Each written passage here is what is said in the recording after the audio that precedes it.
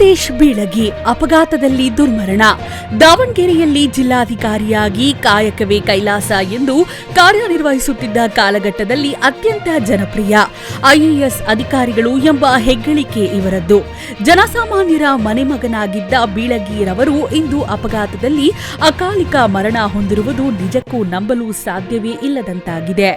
ಇಂತಹ ಒಂದು ಅಪರೂಪ ಮರೆಯಲಾರದ ಮಾಣಿಕ್ಯ ನಮ್ಮೆಲ್ಲರನ್ನ ಅಗಲಿ ದೂರವಾಗಿರುವುದು ನಮ್ಮ ಸಮಾಜಕ್ಕೆ ಬೆಲೆ ಕಟ್ಟಲಾರದ ನಷ್ಟವೇ ಸರಿ. ಇದು ಕರ್ನಾಟಕದ ಜನತೆಯಲ್ಲಿ ಗರ ಬಡಿದಂತಾಗಿದೆ. ಎಲ್ಲರಲ್ಲೂ ಮೌನ ಆವರಿಸಿದೆ. ನೋಡಿ ವಿಧಿಯ ಆಟ. ಇಲ್ಲಿ ಯಾರನ್ನೂ ಶಾಶ್ವತವಾಗಿ ಉಳಿಯಲು ಬಿಡುವುದಿಲ್ಲ.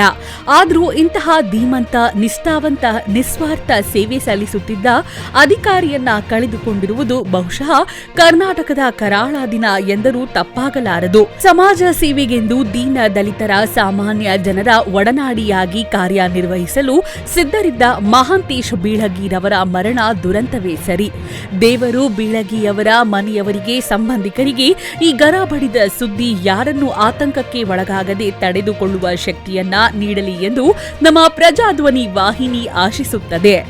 ಪುಟ್ಟಸ್ವಾಮಿ, ನಿರ್ದೇಶಕರು, Prajadhwani 24x7 news, Bengaluru.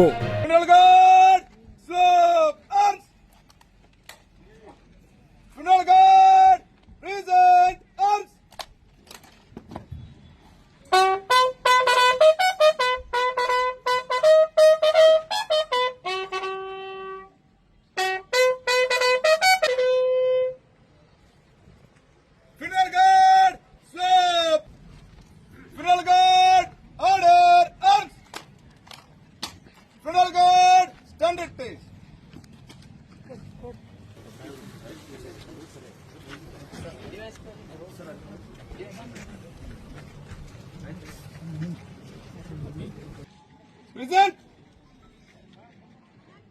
Fire.